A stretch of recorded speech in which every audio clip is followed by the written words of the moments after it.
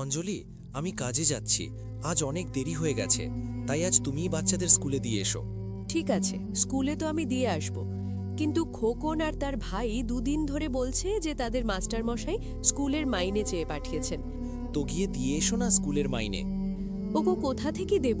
আপনি যে বেতন নিয়ে আসেন তাতে কষ্টে সংসার চলে। এখন ওইটুকু টাকায় আমি স্কুলের মাইনের ব্যবস্থা কিভাবে করি? আর আমি আপনাকে একটা কথা পরিষ্কার বলে দিচ্ছি, আপনি মহাজন ভৈরব বাবুর সঙ্গে বেতন বাড়ানোর কথা বলুন। দিনে দিনে খরচ বেড়ে চলেছে। বাজারে সবজি নিতে গেলে সবজির দাম আকাশ ছোঁয়া, আর বাচ্চাদের পড়াশোনার খরচ, ঘরের খরচ, এত কম বেতনে কিভাবে চলবে? ঠিক আছে, আমি আজই মহাজন মশাইয়ের সঙ্গে একটু বেতন বাড়ানোর কথা বলবো। এই বলে অরুণ মহাজন ভৈরববাবুর বাড়ির দিকে রওনা দিল।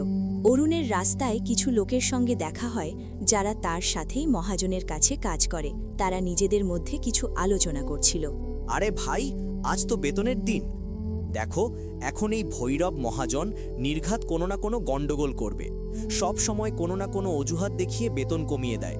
আর গতবার তো আমার অর্ধেক বেতন কেটে নিয়েছিল, এই বলে যে আমি ভৈরব বাবুর কাছ থেকে যে 200 টাকা নিয়েছিলাম তার সুদ বেড়ে 1000 টাকা হয়েছে। তাই আমি তোমার বেতন থেকে 1000 টাকা কাটছি। হ্যাঁ কেশব ভাই, তুমি একদম ঠিক বলছো। এই ভৈরব মহাজন 1 নম্বরে চালাক আর লোভী মানুষ। একদিকে দ্বিগুণ কাজ করিয়ে নেয়, আবার পুরো টাকাও দেয় না। হ্যাঁ ভাই, গতবার আমারও বেতন কেটে নিয়েছিলেন মহাজন মশাই। আমি শুধু 2 দিন ছুটি নিয়েছিলাম যখন আমার মেয়েটা খুব অসুস্থ ছিল, আর এই ভৈরব বাবু সেই সুযোগ নিয়ে আমার পুরো অর্ধেক বেতন কেটে নিল।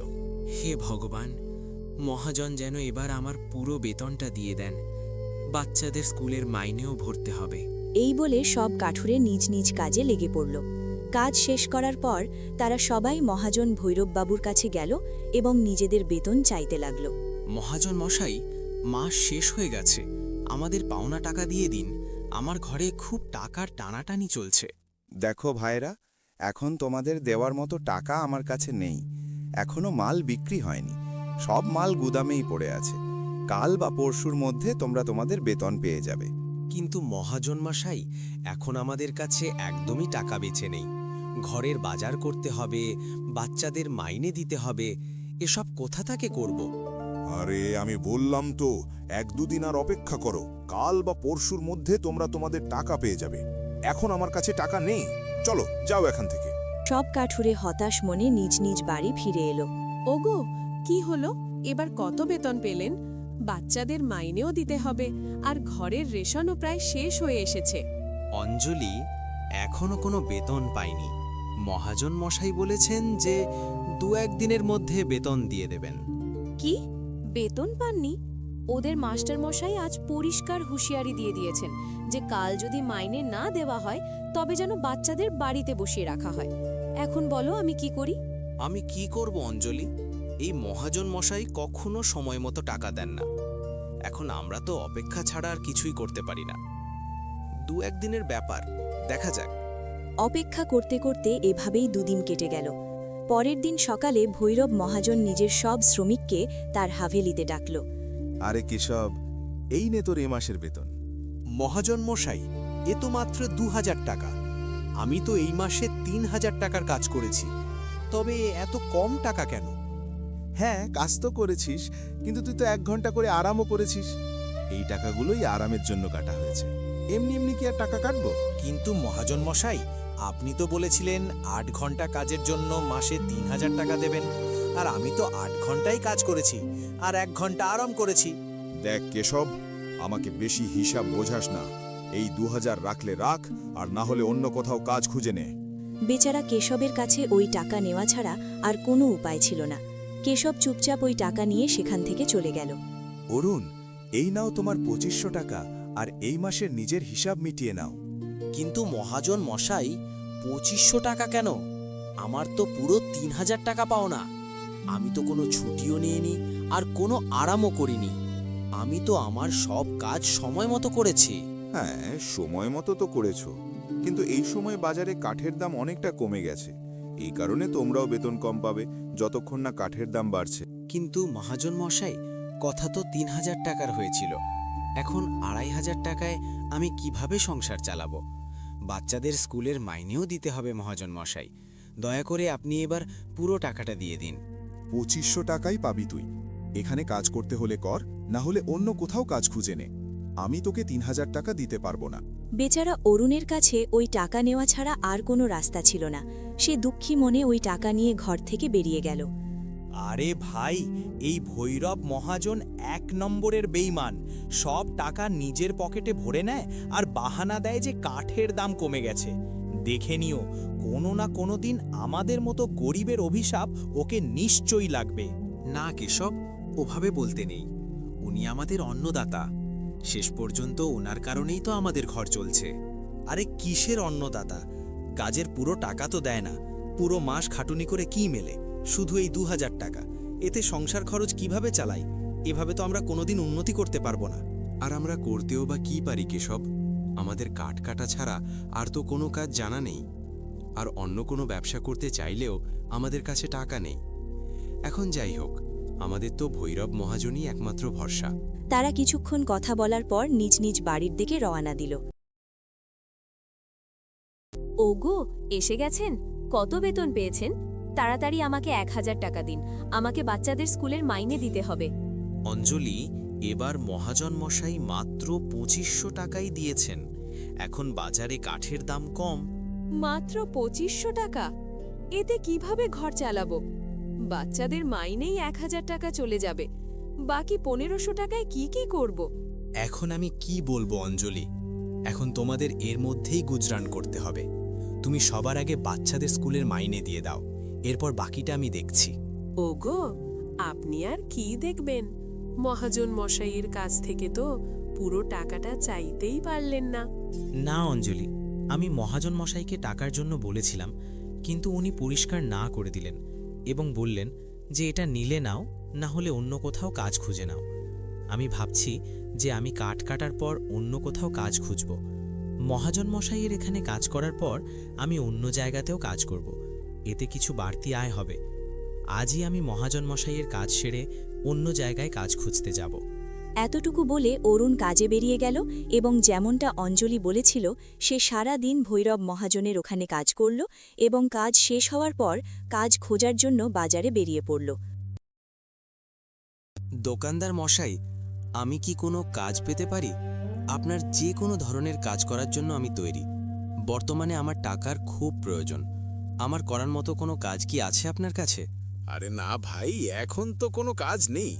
যখন প্রয়োজন হবে তখন আমি তোমাকে জানিয়ে দেব। এখন ব্যবসায় মন্দা চলছে। অরুণ প্রতিটি দোকানে গিয়ে কাজ চাইল, কিন্তু হতাশা ছাড়া আর কিছুই মিলল না। সে যে দোকানেই যেত সেখানেই কাজ নেই, আর যেখানে কাজ ছিল সেখানে অরুণ কাজ করতে সক্ষম ছিল না। কোনো কাজ না পাওয়ার কারণে অরুণ খুব দুঃখী হয়ে পড়ল। সে বুঝতে পারছিল না যে তার পরিবারের ভরণপোষণ কিভাবে করবে। হাঁটতে হাঁটতে অরুণ সামনে একটি গুহা দেখতে পেল, যা আগে কখনো সেখানে ছিল না। সে গুহাটি দেখে অবাক হয়ে যায় এবং সে তার ভেতরে প্রবেশ করতে থাকে। দিন প্রায় শেষ হয়ে এসেছিল। অরুণ সেখানেই বসে পড়ল। হে ভগবান, এখন আমি কি করি? আমি আর কোনো কাজ খুঁজে পাচ্ছি না, আর আমার কাছে এত টাকাও নেই যে অন্য কোনো কাজ শুরু করতে পারবো। তখনই অরুণের নজর সামনে রাখা একটি ঝুড়ির উপর পড়ল। সে ঝুড়িটি তোলার জন্য সামনে বাড়ল এবং যেই সে ওটিতে হাত দিল, অমনি কারো কণ্ঠস্বর শোনা গেল। থেমে যাও অরুণ, তুমি এ কি করছো? এটাকে ছোঁয়ার চেষ্টা করো না। আরে অরুণ, তুমি এখানে আমার গুহায় কি করছো? আর তুমি আমার গুহার ভেতরে কিভাবে আসতে পারলে? আমাকে ক্ষমা করবেন আপনি যেই হন, আমি এখানে ভুল করে চলে এসেছি। আমি জানতাম না যে এই গুহাটি আপনার। দয়া করে আমাকে যেতে দিন। অরুণ, তোমার ভয় পাবার দরকার নেই। আমি তোমার সম্পর্কে সব জানি। আমার নজর যার উপরেই পড়ে আমি তার ইতিহাস খোলা চোখে দেখতে পারি। কিন্তু আপনি কে? আর আপনাকে এত অদ্ভুত কেন দেখাচ্ছে? আপনি নিজের পরিচয় দিন। কে আপনি?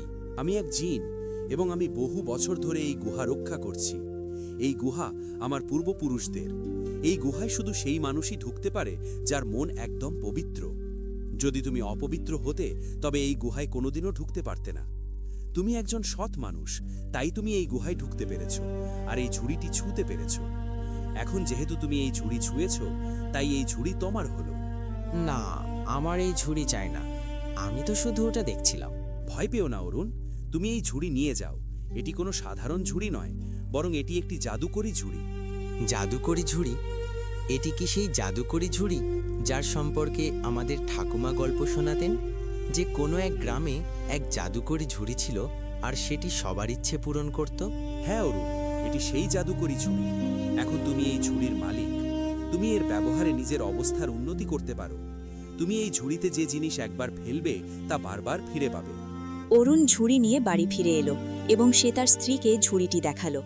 অঞ্জলি, দেখো এটা আমি কি এনেছি। যখন তুমি জানবে এটা কি, তখন তুমি খুশি হয়ে যাবে। এটা কি নিয়ে এসেছেন আপনি? এটা তো কেবল একটা ঝুড়ি। সবার আগে এটা বলুন, আপনি তো কাজের সন্ধানে গিয়েছিলেন না, তো অন্য কোনো কাজ পেলেন কি না? না, অন্য কোনো কাজ মেলেনি। আরে অঞ্জলি, আগে আমার কথা তো শোনো। এটি কোনো সাধারণ ঝুড়ি নয়, বরং এটি একটি জাদুকরি ঝুড়ি। অরুণ অঞ্জলিকে সেই সব ঘটনার কথা শোনালো যা যা তার সঙ্গে ঘটেছে। আচ্ছা, তাহলে আপনার বলার মানে হলো যে এই ঝুড়িতে আমাদের এমন কোনো বস্তু ফেলতে হবে যার আমাদের সবথেকে বেশি প্রয়োজন, কিন্তু এমন কোনো বস্তু আছে যা আমরা এতে ফেলবো? হ্যাঁ অঞ্জলি, আমাদের ভেবেচিন্তেই এতে কোনো জিনিস ফেলতে হবে। অরুণ কিছুক্ষণ ভাবল, তারপর তার খেয়াল গেল সেই কাঠগুলোর দিকে যা সে অঞ্জলিকে সাবধানে রাখতে দিয়েছিল। অঞ্জলি, তোমার মনে আছে একবার আমি জঙ্গলে কাঠ কাটতে গিয়েছিলাম, তো আমি চন্দন কাঠ পেয়েছিলাম আর সেটা আমি তোমাকে এনে দিয়েছিলাম? হ্যাঁ, দিয়ে তো ছিলেন, কিন্তু ওই চন্দন কাঠে কি হবে? তাহলে তুমি ওই কাঠটি নিয়ে এসো। আমরা ওই চন্দন কাঠটি এতে ফেলবো এবং ওই একটা কাঠ দিয়ে নিজেদের ব্যবসা শুরু করব। অঞ্জলি তখনই চন্দন কাঠ নিয়ে এলো এবং ওই কাঠটি সেই ঝুড়িতে ফেলে দিল, আর দেখতে না দেখতেই তাতে অনেক চন্দন কাঠ চলে এলো। আরে, এটা তো সত্যিই একটা জাদুকরি ঝুড়ি। এতে তো সত্যিই অনেক চন্দন কাঠ চলে এসেছে। আমি তো তোমাকে আগেই বলেছিলাম এটি একটি জাদুকরি ঝুড়ি। ঠিক আছে, তাহলে এখন আমি এই সব কাঠ নিয়ে গিয়ে বাজারে বিক্রি করব, আর এ থেকে যে টাকা আসবে তাতে আমাদের গুজরান্ত হয়েই যাবে। অরুণ তখনই চন্দন কাঠ বিক্রির জন্য বাজারে এলো এবং সেই চন্দন কাঠ খুব কম দামে বিক্রি করল। এই দেখো অঞ্জলি, ওই কাঠগুলো বিক্রি করে আমি কত টাকা পেয়েছি। এই নাও কিছু টাকা, যা দিয়ে তুমি খোকন আর তার ভাইয়ের স্কুলের মাইনে দিয়ে দিও। আচ্ছা অঞ্জলি, তাহলে আমি এখন কাজে যাই। ওগো, এখন তো আপনার কাছে এই জাদুকরি ঝুড়ি আছে, তবে এখন আপনাকে সেই লোভী মহাজন ভৈরব বাবুর ওখানে কাজ করার কি প্রয়োজন? হ্যাঁ অঞ্জলি, আমি মহাজন ভৈরব বাবুর ওখানে যাচ্ছি না, বরং আমি সেখানে কাজ করা শ্রমিকদের এই খুশির খবর দিতে যাচ্ছি। কারণ মহাজন ভৈরব বাবুর অত্যাচারে শুধু আমিই নই, বরং ওইসব কাঠুরেও অতিষ্ঠ ছিল। তাই যদি আমার ভালো হয়, তবে কেন আমি তাদের সবার ভালো করব না? আর এমনিতেও তারা সবাই আমার বন্ধু হয়ে গেছে। এটা তো খুব ভালো কথা। আমি তো বলি আপনি এই কাজে তাদেরকেও নিজের সাথে রেখে নিন। একসাথে কাজ করলে আমাদের সবারই মঙ্গল হবে।